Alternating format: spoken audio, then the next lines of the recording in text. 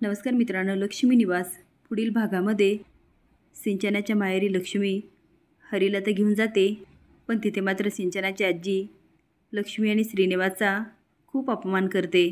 पण यावेळेस श्रीनिवास काय ऐकून घेत नाही आणि आजीचंच तोंड बंद करतो.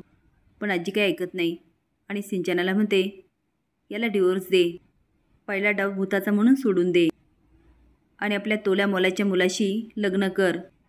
आता संपतराव म्हणतो, आई हे काय बोलतेस? पण आजी मात्र त्याला पण गप्प बसवते.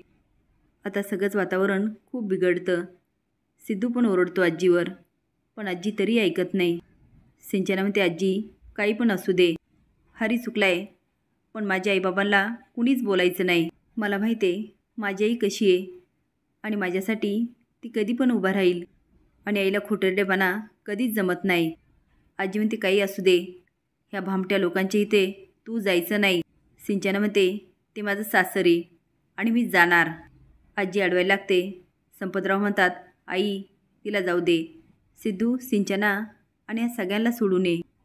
इकडे जानू आणि आनंदी लपाछपी खेळत असतात. पण नेमकी जानू जयंतला म्हणते, जयंत मला जागा सांग ना, मी कुठं लपू?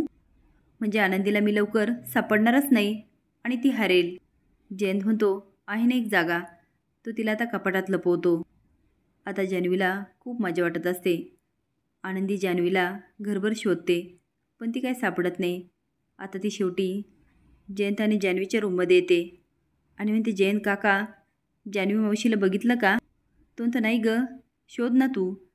तिकडे तिकडे बघते आणि म्हणते, नाही इथे.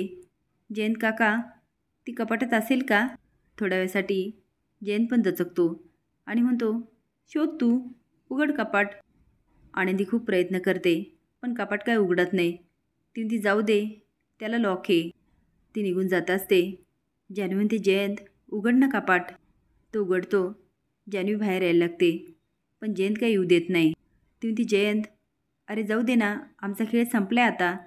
मी तिला जाऊन सांगते तू हारली म्हणून. तो म्हणतो, जानू तुझा आणि आनंदीचा खेळ संपलाय, पण आपल्या दोघांचा राहिला ना, आपली लपवाछपी.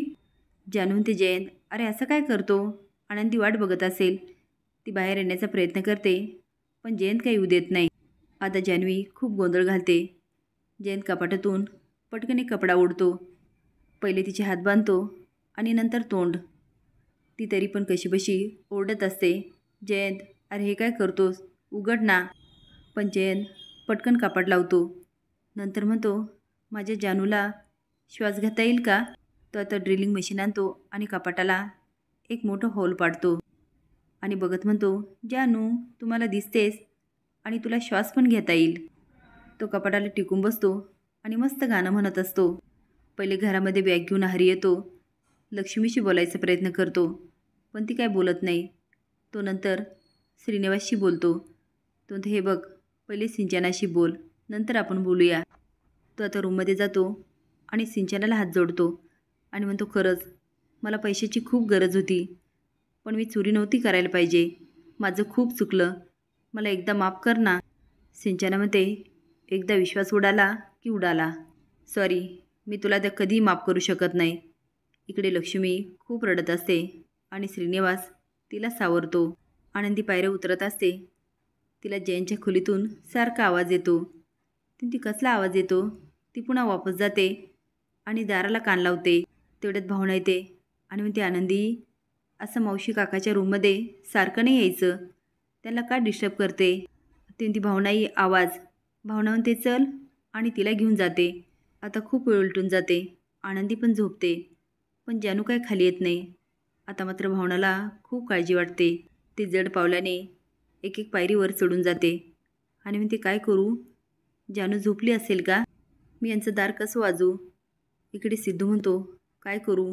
मी पुन्हा माती खाल्ली. फोन करू का भावना मॅडमला? जाऊ द्या, करतोच. जयंत गाणं म्हणत असतो. तेवढ्यात त्याला कसले तरी अड जाणवते. तो आता दाराखालून बघत असतो. भावना दार वाजवायला लागते. तेवढ्यात तिचा फोन असतो. ती फोन वाजतोय आणि आनंदी झोपल्या उठतील त्या.